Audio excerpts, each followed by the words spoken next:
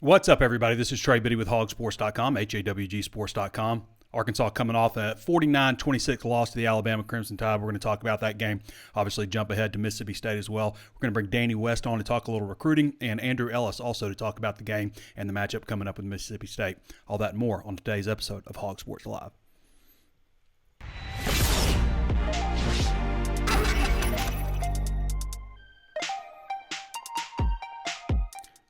Before we get started, I want to remind you there's plenty of ways to watch and listen. You can always tune in on Facebook Live. Of course, be one of 90,000 Razorback fans to follow the page if you haven't done so already. Also available on YouTube. Be sure to subscribe to the channel, hit the notifications bell so you're alerted anytime we upload new videos. And we're available just about anywhere you can think of to find your favorite podcast, but we'd love to have that 5-star review on Apple Podcasts. So if you haven't done so already, take a moment, leave us a 5-star review. Also available on Spotify, Google Podcasts, Stitcher, anywhere else you can think of to find your favorite podcast. And HawgSports.com is just $1 right now for your first month at HawgSports.com, or 30% off for your first year. Some people may be over football season a little bit. Plenty of basketball stuff coming up. But there's a lot to go in football. Obviously, disappointing anytime you lose a game. I don't think a lot of people, should have expected Arkansas to beat Alabama. You just hope that the cards fall right and you have a chance to win in the fourth quarter. And the thing that Alabama does, when you get to the fourth quarter, they completely wipe you out. They just lean on you. It's like a boxer. They just body blows, hitting you in the hips, and then suddenly you come up to the latter rounds and you can't sit down, because you're hurting so bad in the hips. And that's Alabama. And there was plenty of opportunities. We'll talk about all the opportunities that Arkansas had. Again, we're gonna take one last look back at it before we jump ahead to Mississippi State. Now, the Mississippi State game, just for the housekeeping things, Mississippi State game is at 11 a.m. on SEC Network. That's not the best of the networks, I guess. It's not ESPN. If you have an 11 o'clock game, you want it to be on ESPN. So unfortunate that it didn't get that. And this technically is still a top 25 matchup. Arkansas in the coaches poll is number 25, and then Mississippi State is also in the top 25. But Arkansas dropped out of the AP. They are the fourth team receiving votes. So behind LSU slips in now at 25, and Arkansas is behind Washington State, Baylor, Florida State, with 76 total votes. If they beat Mississippi State on the road, they'll get back in there, I think. In the coaches poll, as I mentioned, Arkansas is the last team at 25. Mississippi State is 23 in that poll, so 23 in both for them. Looking at Mississippi State's schedule real quick, they beat Memphis 49-23 in Starkville. Went to Tucson and beat Arizona 39-17. Lost to LSU in Baton Rouge. Took a road trip, 31-16, lost to LSU. Whipped Bowling Green 45-14, and then did to Texas A&M what Arkansas should have done to Texas A&M, and that's beat them 42-24. That's what Arkansas should have done against Texas A&M. If you saw my walk and talk after the game, you know that I'm more ticked off about the Texas A&M game than the Alabama game. A bit of a quarterback conundrum for Arkansas ahead of Mississippi State. KJ Jefferson took a hit in the fourth quarter, actually hit the ground, actually kind of hit his shoulder and then hit his head. And he came out because of an injury timeout basically, and then went back in. You can't, if they stop play because you're injured, you have to come out of the game. And then came back in the next play. And then didn't come in again after that. So as Sam Pittman said after the game, he hit his head. Okay, I don't like that language as far as your availability for next week. Now, he never said anything about concussion protocol. In fact, was asked about it today, about is he in concussion protocol, and said he didn't say that. Next question, basically. So they hope to get him back by Wednesday. My personal deal, if it is concussion protocol, my experience seeing that is I have very rarely seen a player who's in concussion protocol make it back for the next game. We'll see. He didn't say concussion. It may not be concussion. He just said he had the symptoms, so they wanted to check into it. So we'll see if he's available. Practice is open today. We don't report on injuries at practice. And the reason we don't do that is because nobody else in the SEC opens practices. Okay, so they're able to keep all their injury situations quiet. And Arkansas is nice enough to allow us to go in and watch a little bit of practice 2 days a week. And the negative for them doing that would be injury information getting out. Creates an unfair situation. So if KJ's not at practice, you're not going to hear about it from me. And that's just the way it is. If we start reporting on that kind of stuff, then you can expect them to also close down practices because they're not going to put themselves at a competitive disadvantage over injury stuff. Tell you what else would put you at a disadvantage if you're getting your internet from a terrible service. And I've been there. I've been disappointed with my internet service, and there's a lot of companies out there that'll try to hook you with a low price, and then over the life of your subscription, you realize you're paying more than you would have. Ozarks Go has a great price. You're going to pay the same price year one. They're not going to jack you up in year two. It's going to be the same deal. They got the same speeds up and down. For those of you who understand upload and download speeds, they offer 100 megabits per second and 1,000 megabits per second, which they call their gigabit. If you think you might want to try them out, like I have over the past year, even before I started talking about them, then you want to go to ozarksgo.net/hog. That's HAWG, ozarksgo.net/hog, and you can find out what they have available to you. Now, they're not going to like try to get you with some low promo. They may do your first month at the 100 megabit price for the gigabit. That might be the one deal that they get you to come in on and try them out. I can just tell you guys that I've used them for over a year. I don't ever think about them, and that's, to me, is the greatest thing that you can think of. I've never plugged it in and plugged it out. If you're an older person and you've got some kind of situation where you've got an internet guy, let me call my internet guy. It's out again. You shouldn't be having an internet guy. You shouldn't be having some guy come over to your house to fix your internet all the time. To me, that's probably somebody, maybe, I'm not saying they're taking advantage of you, but you don't need an internet guy. You just need these guys to come out to your house and fix it. If you're north of the tunnel, you should be able to get Ozarks Go. Okay. We're going to bring on, I believe, Danny first here in just a few minutes. But I want to get into a few other things. So where do they go if they don't have KJ Jefferson? Obviously, there was a lot of talk about Malik Hornsby after the game because he didn't get in. Now, kind of what I've always said in the offseason, and this kind of actually took place in the offseason, like if you're behind, I'm not so sure that Malik Hornsby is the guy that you want to bring in because you need a passer. And so they brought in Cade Fortin. Makes a lot of sense in that situation to me. If you have a lead and you lose KJ Jefferson, to me, the quarterback to bring in is, why am I spacing on it? Malik Hornsby. To me, the quarterback to bring in is Malik Hornsby because we've seen him put a game away before or protect a lead. So it'll be interesting to see if KJ can't go, where they go at quarterback. Do they go two-headed system? Do they work in the Malik Hornsby package more with Cade Fortin? I'm not opposed to, if they do go with Cade Fortin, to using Malik Hornsby more at wide receiver. I mean, the wide receivers have been better, but they're like, and again, just kind of what I said in the preseason, man, 2 through 12, I think they have a better wide receiver core than they had last year. It's not quite performing at the level that you would like. And part of that has been KJ has been a little inaccurate. And I think that maybe some of that from Texas A&M is still kind of carrying over for him. I've seen some things fundamentally, that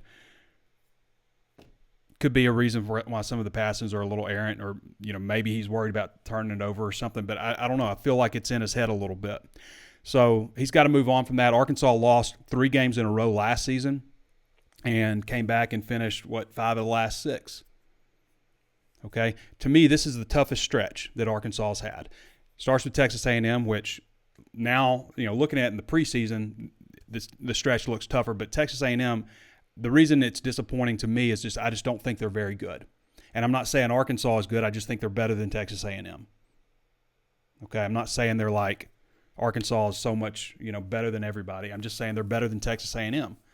And to me, that one hurts Arkansas. I looked at this schedule and I said, man, if they could get through this stretch, Texas A&M, Alabama, Mississippi State, which I picked them to lose in the preseason on the road, just think it's a very difficult road game, and BYU, if they can get through that stretch with 2 losses, who knows what they could do. If they get through there with 3 losses, then I still think that they could come out pretty strong. If they get out of here with 3 losses during this 4-game stretch, I'll look at the rest of the schedule and I'm thinking there's a lot of games that not only can they win, but kind of feel like they should win at this point. They've got to get some things shored up in the secondary. Some concerns. Miles Slusher, the calf, obviously slowed him down dramatically. I'm not sure that they get those big pass plays early if Slusher is 100%. But they have been so banged up. Let's talk about the secondary, okay? It's obviously an eyesore out there. Losing Monteric Brown last year, losing Greg Brooks, losing Joe Fouché, losing Jalen Catalon now. Miles Slusher's not 100%. People aren't even talking about Ladarius Bishop, who Ladarius just hasn't been healthy since last year and now is obviously not playing. And I think he's out for the year. And he's a guy that started most of the games last year. They've just taken a really big hit in the secondary, and they've got to get Slusher back healthy because he makes a big difference. We saw in the opening quarter against Texas A&M how much of a difference he could make. They've got to get him back healthy, and I don't know if that's going to be for this game. And this is not a game that you need a dinged-up secondary with a lot of questions. Okay? Can they win this game? Yes, they can. Can they win it without KJ Jefferson and without a healthy Miles Slusher? I don't know. I don't know about that. Will Rogers can pick you apart. He can make you pay. It's not the best setup for Arkansas this week on the road in Starkville. It is good that it's an 11 o'clock game. I mean, last year they lost to Georgia, Ole Miss, and Auburn, all before playing UAPB and getting a bye week. So they beat UAPB, Mississippi State, LSU, lost to Alabama by 7, beat Missouri, beat Penn State. So won 5 out of the last 6. So don't just jump off the bandwagon. I mean, I don't know if people were like expecting them to beat Alabama or expecting a national championship this season or something, or expecting Arkansas to go undefeated for the first time in 53 years. But I don't think anybody was telling you that that was what was going to happen as a possibility. This is still a good team. They have some holes. They have some issues that they've got to shore up. Now let's look at the rest of this schedule. At Mississippi State, 11 o'clock. BYU, I don't know if I mentioned that, but BYU is picked up for 2:30. It's going to be on ABC or ESPN. So that's 2:30 Central Time, 1:30 Mountain Time. Okay? So 2:30 at number 6 BYU. I think Arkansas is going to beat BYU. I'm not so sure if they're going to beat Mississippi State. Then they get the bye week. Okay, that's going to be a very important bye week because they need to get some guys healthy. Then they're at Auburn. Arkansas is better than Auburn. Auburn's got way too much turmoil going on and plenty of holes also. Auburn, Liberty in Fayetteville, LSU in Fayetteville, Ole Miss in Fayetteville, at Missouri. I mean, those are all very winnable games. Individually, I'm not saying they're going to win all of them, but when you look at them week to week, there's not an Alabama on here. As Sam Pittman said, they're not going to play number 1 again. There's not an Alabama on here. There's not a quirky neutral site game that Arkansas always struggles in Arlington.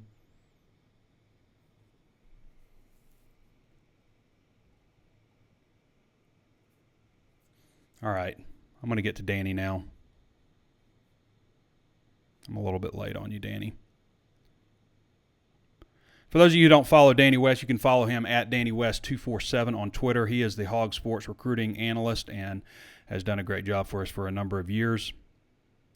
It was a big recruiting weekend. It was probably you'd like to give them a little bit better show. Maybe they had a little bit good of a decent show in the third quarter, but you'd like to give the recruits there a little bit better show. But, Danny, you talked to several of them.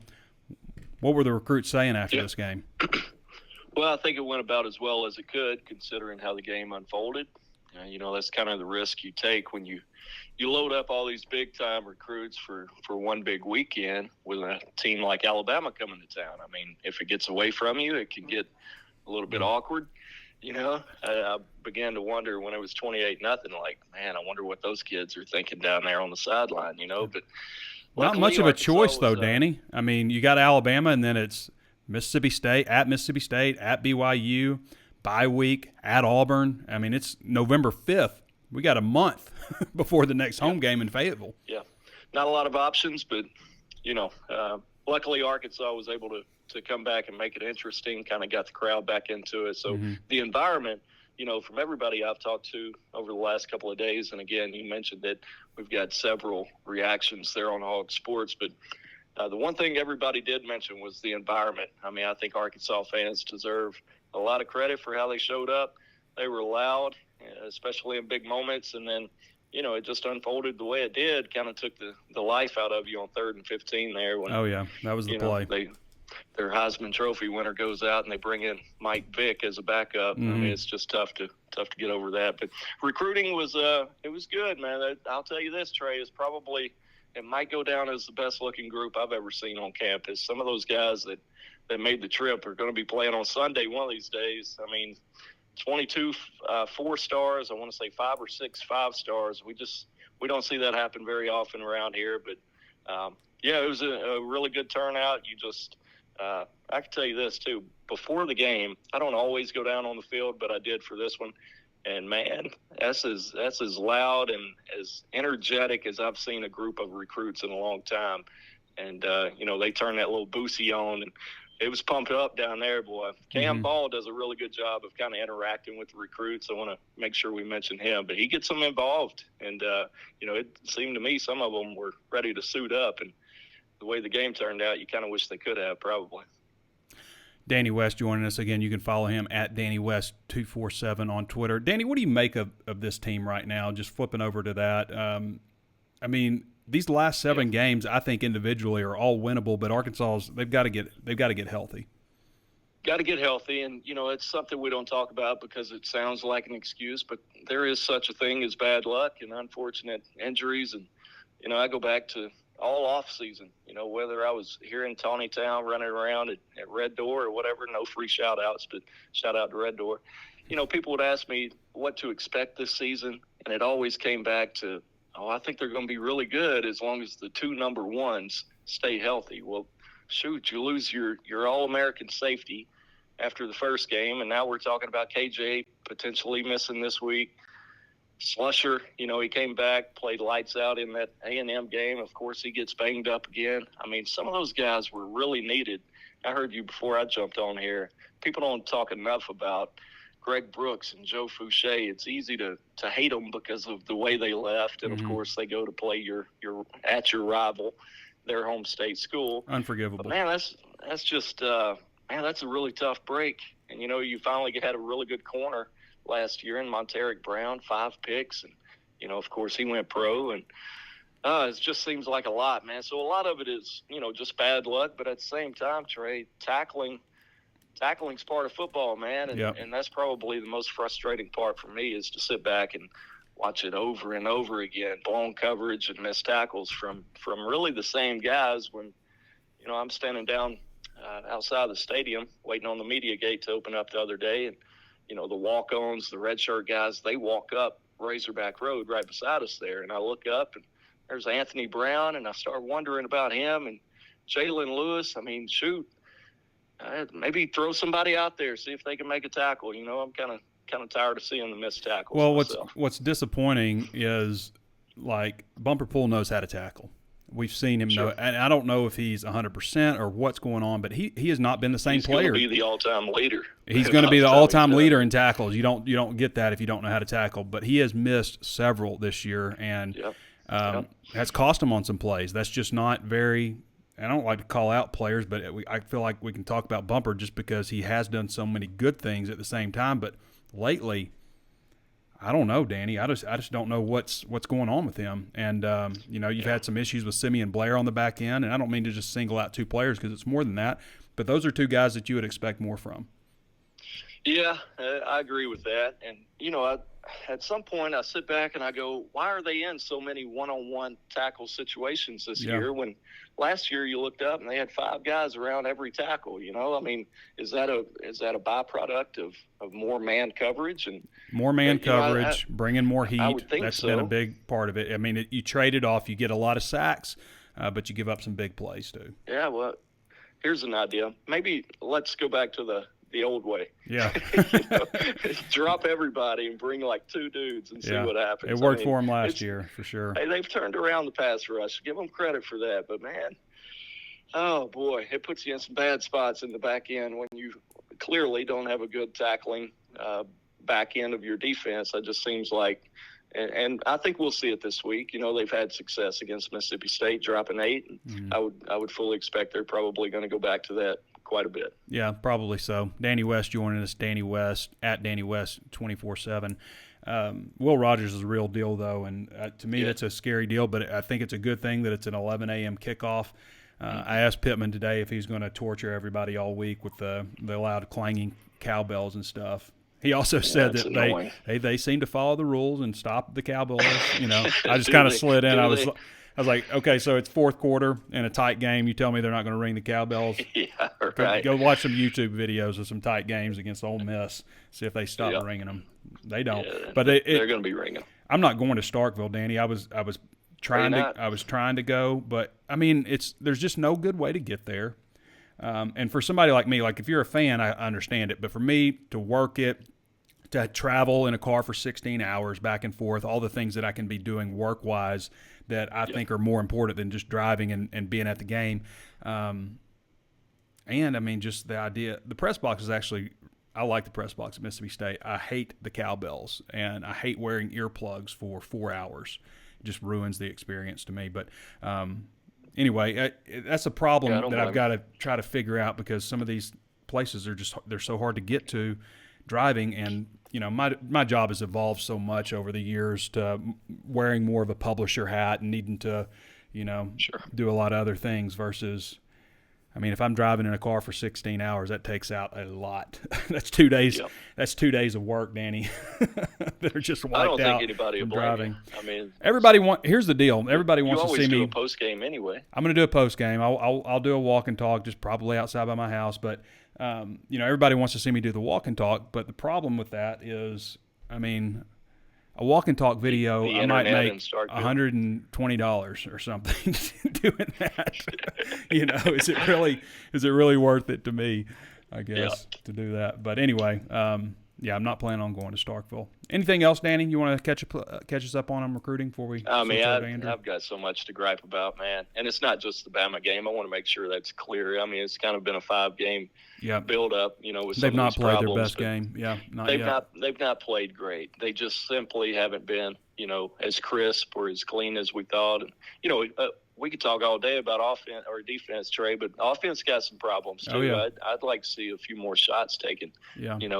You got the big veteran offensive line we talked about all year. We heard all August about this surprisingly great wide receiver group. Well, give them a shot. Go win some one-on-one battles. And Trey Knox seems like he could probably help you a little more too. He had a good game. Mm-hmm. He had a really good game, and I think he's got something there if they'll use it. But, I'm not a coach. They get paid millions to figure this stuff out. I'm not trying to pretend I know more than they do, but it's just frustrating, man. Some of the same stuff. I think Rashad DeBinion has a really bright future at Arkansas, but I guarantee you Dominic Johnson's not fumbling in that situation. And I don't know what it is, but Dominic Johnson needs to carry the ball more. I mean, I know he's not as flashy and all that stuff as some of these young guys, but the dude bowls over piles. He falls forward. He keeps the chains moving. He doesn't fumble. He's reliable. I don't know if they just don't feel like he's 100% yet, but damn it, I mean, the guy needs to carry the ball more. He just does. It needs to be Rocket and then Dominic. It just does. And it frustrates me that they don't see that. I don't envy the guy who has to make those calls because it seems to me they've got 4 really good ones right now. And the but you can't too, use man. 4. I hate that he fumbled, but man, he's going to. Hey, I think he's going to be good too. So everybody does. But to me, he's the third back. I think he's the third back right now. Okay. My opinion. I mean, I don't agree or disagree. But you can't. You would agree though, Danny, that you can't just continue rotating 4 backs. I mean, the problem with that is I don't like the series. Okay, this is your series, and next up your series. Right, exactly. I mean, it just seems really difficult to get anybody in any sort of rhythm. That's why you go with 2 backs, and if you need the third guy, you sprinkle him in where you need him. But generally, you go with a starter and then a top backup. I mean, you look across the country, that's how everybody does it. I mean, was Alabama rotating 1 back after another because they're like, we got a bunch of good backs? No, they were using 2. Got a dang good one. Yeah, they were using 2 backs. Go, boy. Gibbs and McClellan. Yeah. That's it. Yep. So, all right, Danny. Appreciate you, buddy. Yeah, man. We'll see you. Everybody, that's Danny West. Again, follow him at Danny West 247. Does a great job at HawgSports.com. All right, we're going to switch over to Andrew Ellis now. Andrew's also got a little bit of baseball stuff. There was some, what are they calling that, the Fall Classic or something? We'll find out more from Andrew. He's the baseball guy.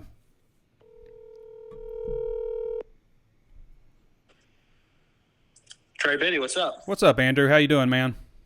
I'm doing wonderful. We've reached that point in college football season where every fan base is angry and hates their coach, so it's a great time of year. I'm happy to be in it.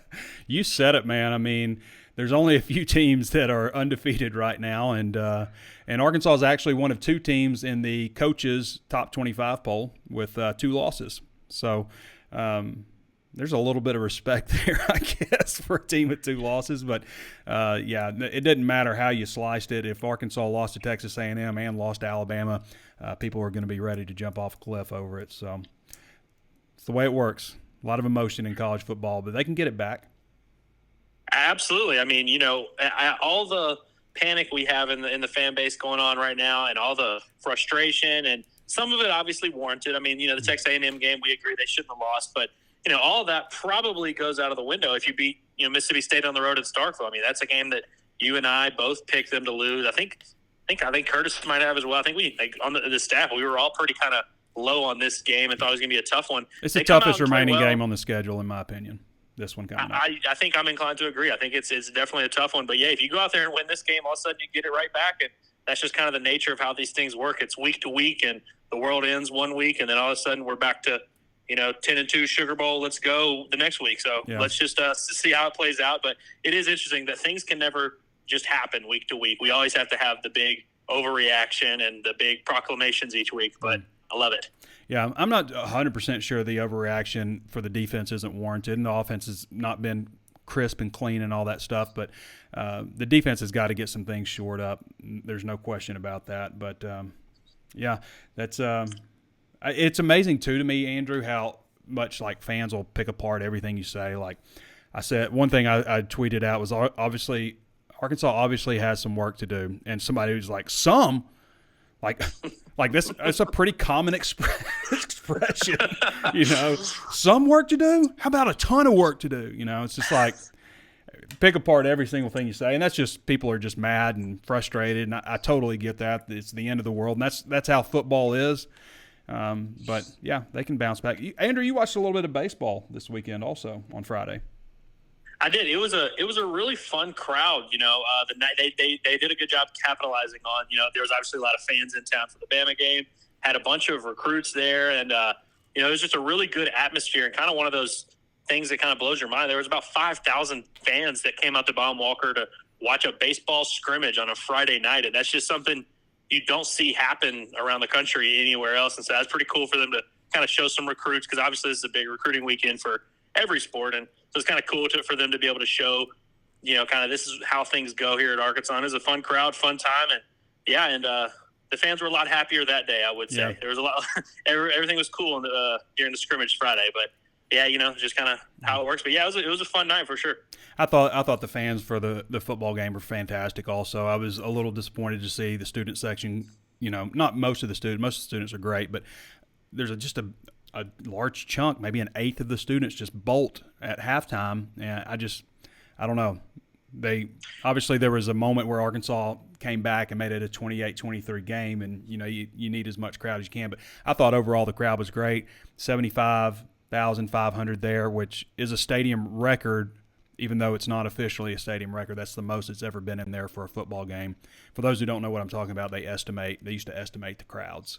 And so there's crowds in a 72,000-seat stadium with 76,000 plus in there, and now it's ticket scanned, so you're never going to have over 76,000 in there. So, yeah, I thought the crowd was awesome, and there was a moment pregame where I was talking to Curtis, and we were kind of just like, you're anticipating a big crowd, and we were kind of wondering what's the energy going to be like? And there was a moment about 2 minutes before kickoff where we just couldn't hardly hear, and it was that crowd was really buzzing when the Hogs came out, and it was just really fun to see. And that kind of stuff never really gets old. It never gets old seeing just a full stadium, everyone locked in. You see students camping out the night before, and it's just a different energy in the city of Fayetteville when there's a big game in town. And I mean, could you imagine what it would have been like if Arkansas had won that A&M game? It would have just been even taken up a notch. But man, yeah, it's always fun to see that. And yeah, I thought for the most part, I mean, obviously it's tough to have, a great atmosphere when you're down 28-0, but I thought for the most part it was a really solid crowd, and I felt like they were mostly engaged in it. And it would have been nice to see things kind of maybe stay that way a little longer in the first half. But yeah, I thought it was a really awesome crowd. It was cool to see everyone come out like that. If they could have kept things going a little closer in the first half, what was it, 28-7 at halftime? If they could have kept things a little tighter, and I mean, it's still, it's a 3-score game, and you're getting the ball back coming out of half. You go down there and score, and then you got a 2-score game. I don't know. I just don't.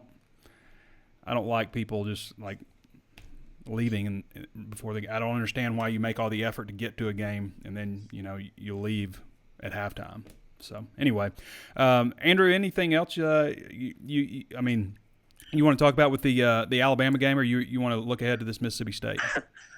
I will say this about the Alabama game. Defensively, you're right. There's, it's getting ridiculous at this point. I mean, the secondary has its own issues, and then the huge plays in the run game towards the end of the game. Because Arkansas to that point had been really pretty solid against the run, and you think you're in a situation where Alabama has a backup quarterback in, and you stopped the run pretty well to this point. They're not trying to be too aggressive offensively. You think you'd be able to come there and get a few stops, but it's just kind of frustrating to watch this defense sometimes, and it's so weird how in 3rd and long, you're more nervous than you should be. It's like that's normally your situation. And so everyone talks about the penalty and accepting that penalty. It's like 3rd and 18, you really shouldn't have to even worry about it, but it is what it is. But, and it's easier to have it's just Alabama excuse for the offense, who I thought actually played pretty well in the game, all things considered. I mean, obviously, there were some missed opportunities in the passing game, and I didn't think KJ was particularly sharp, and there were some miscues here and there, but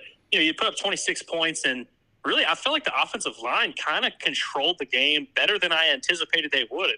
I knew Arkansas had a good offensive line, but I was kind of impressed with the way they kind of took it to Alabama. I don't know what they finished with rushing yards wise, but I know it was around 200. I thought they played really well, and I felt like this Arkansas offense, it's going to be interesting to see what other teams do against Alabama, because I don't think many are going to be able to kind of impose their will in any way, especially in the run game against Alabama. So it's cool to see Arkansas do that, and obviously the game situation didn't end up in their favor, but I came away actually somewhat impressed with the offense, and obviously the status of KJ Jefferson means a lot moving forward for the offense, but I came away pretty encouraged with that group, and it's especially considering the opponent, but well, Andrew, the offense also left 15 points on the board. They only got 6 points on 3 trips down into the red zone. They had to settle for a field goal, and then went for it on 4th down and didn't get it. And they got 6 points on 3 trips in the red zone instead of 21 points. I mean, that makes 40. For 41 points would have looked a lot nicer on the scoreboard, and probably would have had people feeling a lot different today. Oh, absolutely, yeah. And I mean, it definitely was far from perfect performance or anything, but I was kind of surprised with how much success Arkansas had, at least moving the ball 20-20 on Alabama, which, like I said, it's going to be interesting to see how other teams fare against that. And, really what I'm looking for moving forward, and, again, KJ's status is going to be important here, but I want to see Arkansas take some more chances in the passing game early in these games and kind of set the tone. I feel like it's just easier to throw on 1st and 10 than it is on 3rd and 8. I feel like you're kind of just putting whoever you have back there at quarterback in a tough spot. And, we see little glimpses every now and then of Arkansas having, some downfield passing attack, and all these receivers have had their moments throughout the year, but it just seems like there's not a ton of rhythm and consistency with the passing game. And obviously Pittman was pretty frustrated with that after the game. So it's going to be interesting to see, especially if KJ's not available, how they go about that in this Mississippi State game. I mean, do they try to set the tone and take some chances early, whether that be with Fortin, Hornsby, or even Jefferson, and see what they do to try to get these receivers involved and get them going a little bit? Because, like I said, they've all kind of shown their flashes, and you've had moments where you kind of look at Matt Landers and you're like, wow, he's really, a difference maker, a guy who can make some plays down the field. Obviously, Keytron had a big game the other day, so it's going to be interesting to see how they handle that moving forward. I know. Like, why won't they throw a post pattern to Matt Landers? Like, I have not seen them. I don't think I've seen them throw a post all year. It's all deep down the sideline if they even go deep, So, all right, Andrew. Appreciate you, brother. Thanks for coming on. Absolutely. Thank you. All right, everybody. That's Andrew Ellis again. You can follow him at Andrew Ellis 247 on Twitter. He's really does a bit of everything. Covers Razorback football, basketball, and recruiting. Even chips in a little bit with that, but just helps with everything, and does a great job for us. Certainly happy to have Andrew Ellis on with us. Some of the things I've been thinking about with this team also, they've got to improve in some areas, obviously. But I do think moving forward as a program, and I think with the transfer portal and everything is annoyed as a lot of us are with it, there's going to come a time where it's going to create more parity throughout college football because of being able to get a guy like a Drew Sanders. Arkansas just needs to get more of those guys. Defensively, they've got to step up recruiting, obviously. I mean, you look at where they are in recruiting right now. They've got a good class put together right now for the class of 2023. You'd like to see a few more Quincy Rhodes types and Braxton. You'd like to see some more of those guys up at the top because a lot of the top guys are offensive players. But you do feel like they could help themselves a lot in the transfer portal this year, shore up some things, especially in the secondary and on defense. Recruiting-wise, as far as the offense goes, I do think that they have an offensive line, the pups, that's going to be able to compete, moving forward. Now, Arkansas got a good offensive line. They're good. From a talent perspective, the higher ceiling guys are much younger. Okay, this is a group that's very veteran. They're strong. They've been in the weight room for a long time. They're multi-year starters. They know what's going on, what they're supposed to do and stuff. Against Alabama, however, too many times we saw running backs getting hit right when they're taking the handoff, or when KJ decides to keep it. Just like people are in the backfield already, way too fast.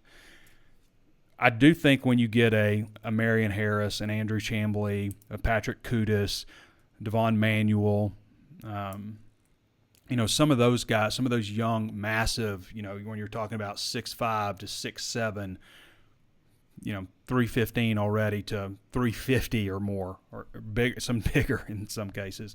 When you start getting those guys to a point where they're ready to play, then maybe you're talking about having one of those offensive lines that's just good enough to go against anybody. Okay? Still a lot to do with this team in terms of improving. They've been able to help themselves shore some things up. And I think last year a big thing that maybe gets overlooked a little bit about is how much Arkansas was able to help themselves because of that COVID year. Having Hayden Henry come back, Grant Morgan come back, some other players that otherwise I don't think Utsey would have been available. I think he was a grad guy that they were able to add, from the portal. I believe Trey Williams was too. So being able to bring in some of those guys or keep some of those guys who otherwise would have moved on. Myron Cunningham is another example at left tackle. Being able to keep some of those guys around for another year, whereas otherwise they would have just been gone, I think really helped last year's team. And I think moving forward, as you continue to recruit better, you've got to be able to recruit well. And Sam Pittman's showing he can do that. But mixing in some of those guys for immediate help out of the transfer portal. Where to go now?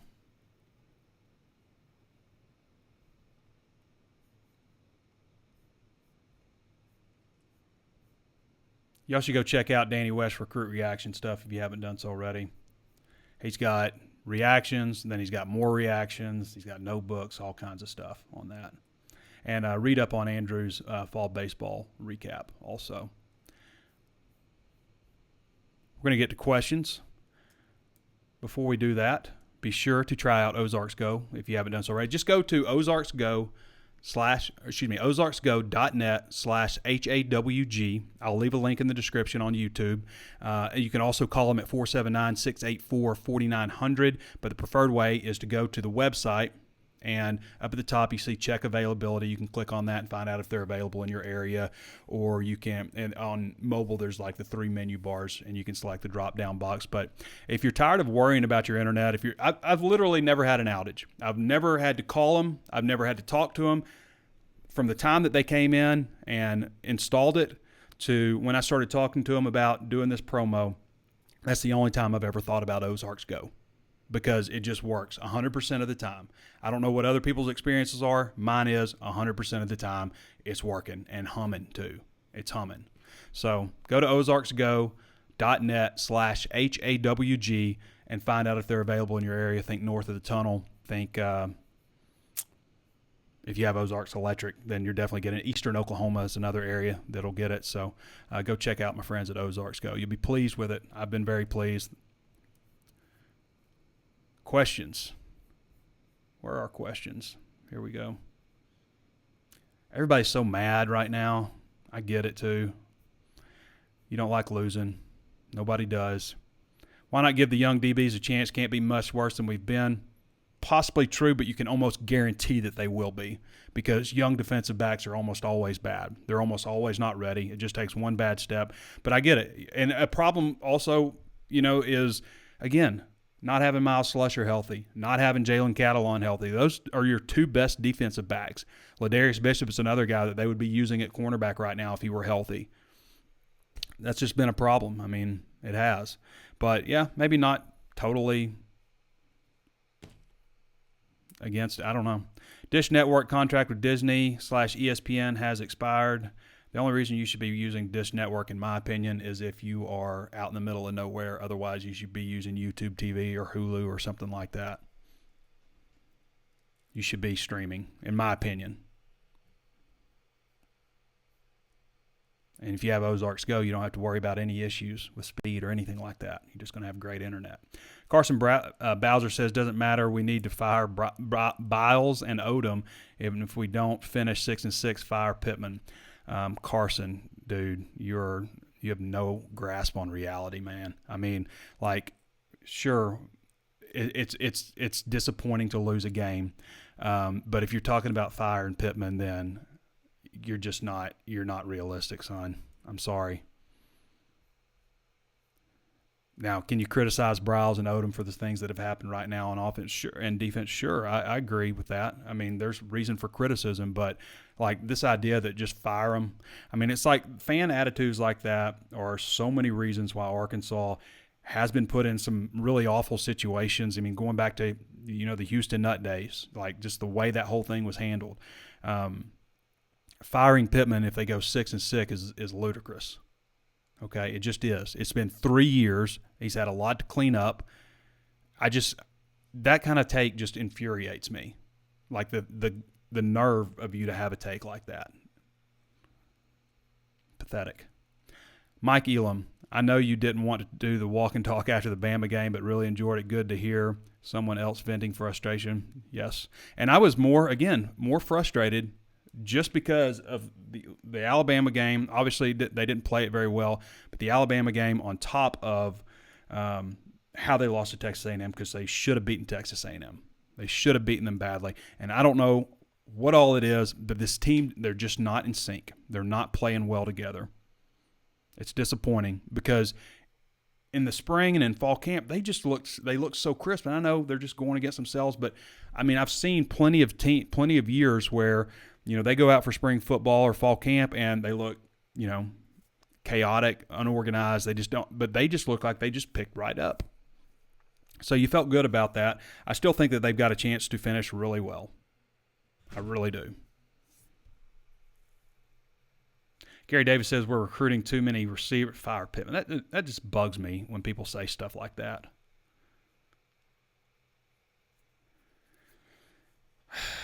Man, have a little perspective, my man. Gary Davis says we're recruiting too many receivers and not enough DBs. Maybe then move some receivers to DB.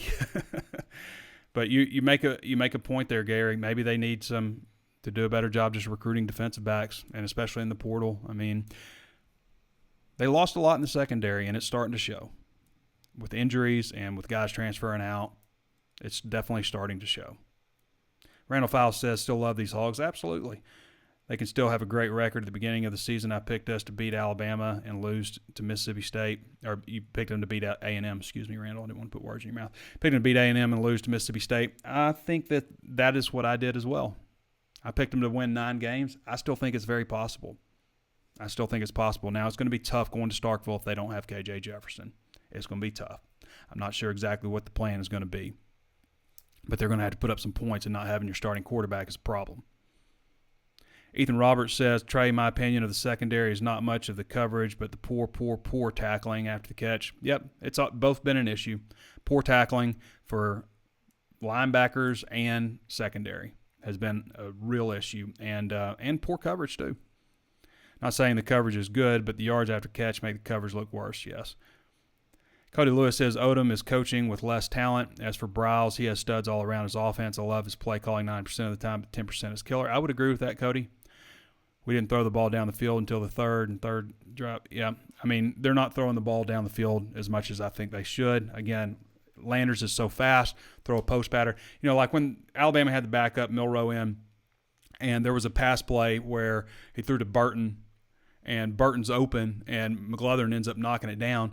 But that was just a bad pass. I mean, he had, like, you have to throw that, like, more. He threw it, like, more in the middle of the field. You can just throw it, like, where the 20 is, like, over on, way, like, between the hash and the sideline somewhere, so he can continue running over and catch the ball.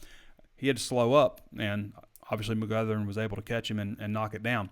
But Arkansas can do that with Landers. I mean, I don't know why they don't throw the ball downfield a little bit more. And I get at the same time, when you don't run, you don't complete a pass, then you're in second and long, or, you know, 2nd and 10, and, you know, then what? You get 4 yards, and then it's 3rd and 6, and that's not an ideal situation. Pittman sounded deflated and pissed at today's press conference. Hope he doesn't lose his team. I don't think that's the issue. But I don't think, maybe he didn't like a couple of the questions. Run, pass, punt, the entire first half. Yep, that was a problem. The first drive, they actually picked up a first down or two, I think. But you just can't fall behind 28-0 to Alabama. You just can't.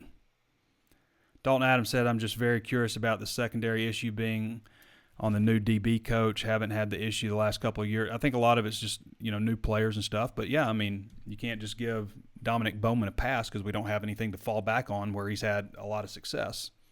But, yeah, I mean, a lot of new players back there. I mean, you have Miles Slusher's been injured most of the season.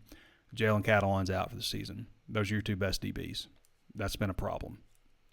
I do think that, I don't mean to come down on Simeon Blair, but I understand, like, his leadership and getting everybody in the right spots and all that stuff, but I just don't think he's playing very well. I don't think he's played very well for a while. I don't know what the answer would be either, because, yeah, what are the answers? Landon Montgomery says, wish we had Morgan or Henry out there with Sanders Saturday and the 3:15 to make the tackle. Yeah, those guys could tackle. Landon Montgomery says, I'm sorry, but Blair has to be benched. That's kind of what I was talking about. I'm not so sure he has to be benched just because I don't know what else you would do, but I don't feel like he's playing that well.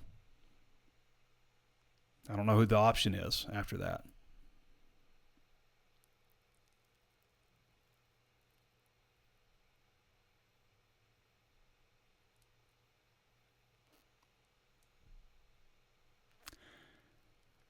Bobby Hobson says, Fortin equals a poor man's Casey Dick because you've seen him throw 5 passes. You've seen him throw 5 passes, and that's who he is. Michael Rummel says, the thing that I've seen is Bumper Pool not getting many tackles, but Drew Sanders is. Do you think Bumper is slacking? I don't know. I wouldn't say Bumper's slacking off by any stretch. I just don't know if I don't know if something's going on or what, but he's just not tackling well. And he has before. So something's up.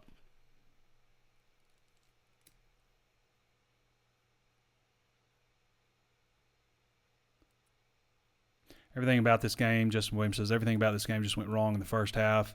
I mean, damn, we got to get in the end zone and needed a long drive. That was another problem, Justin. I mean, with the defense, you just keep putting the same guys out there over and over again, and Arkansas doesn't have probably enough depth to do that kind of thing, like where you're just constantly throwing your defense out there over and over and over again, and then you run into the fourth quarter and they're just completely gassed and they start making mistakes and start getting blocked.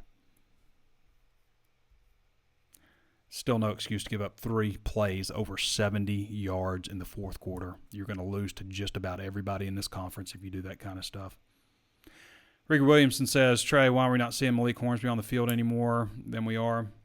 I mean, obviously he didn't have a very good showing against Texas A&M. Bonnie Cox says but I think we'll see Malik this week. Bonnie Cox says, is the Walk and Talk still on Facebook? I'm not seeing it anymore. I've moved, so the Walk and Talk is on YouTube. You can watch the Walk and Talk. Just go to YouTube, subscribe to my channel over there. To be honest, so the Walk and Talk doesn't generate a lot of money. Obviously, it's hard to generate money on YouTube, but it's even harder on Facebook because there's no money to generate. I can't put a single ad on it or anything. So I moved it all over to YouTube, and that's where you can find it.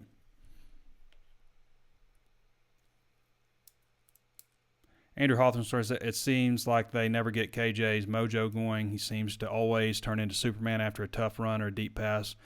Yeah. Dustin Hooven says, people don't remember what losses to Colorado State happened every year. Now we expect to win games against anyone in the top 25. I agree with that, Dustin. There's two schools of thought I have with that. One is the measuring stick for Arkansas football should not be 2018, 2019. Be thankful for what you have, kind of thing, because Arkansas football can be so much more than that. At the same time, that did just happen. That was just a few years ago, where you didn't care if Arkansas won or lost because you were so apathetic about it. At least now you're pissed. Being pissed is probably a good thing. It means you care. But, man, people have a short memory of I can just tell you guys, okay? Sam Pittman, is he perfect? No. Is he doing a good job? I think he is. Is he getting this program headed in the right direction? I think he is. I just do.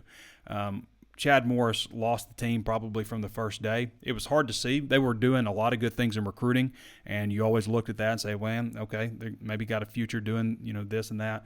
But it just became more and more apparent on the field that he was completely out of his, way in over his head and had to go. And I've not campaigned or lobbied for a coach to go probably 2 times. John Pelfrey and Chad Morris. Well, John L. Smith, but he was gone anyway. He was a dead man walking from the day he walked in, pretty much.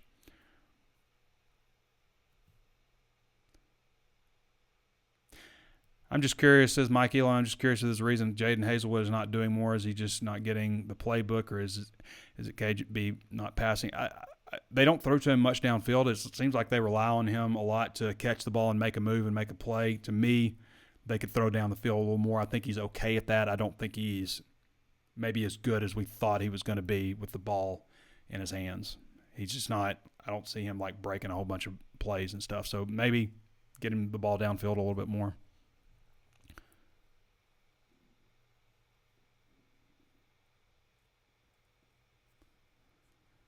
All right. I think we're good. All right, everybody, one last time. If you haven't subscribed to the channel on YouTube, be sure to do so. Throw us that 5-star review on Apple Podcast also. And HawgSports is just $1 right now for your first month, or 30% off for the year. Follow the page on Facebook. Throw us that 5-star review. And we'll be back with you guys on Thursday for the Arkansas at Mississippi State primer. All right, thanks to Danny West for joining us. Thank you to Andrew Ellis for jumping in. Appreciate all of you guys for watching the show, watching the Walk and Talk on Saturday, and subscribing to HawgSports.com, and also taking in all of our free content as well. All right, everybody, thanks for joining us. This has been Trey Biddy with HawgSports.com, and we'll catch you next time.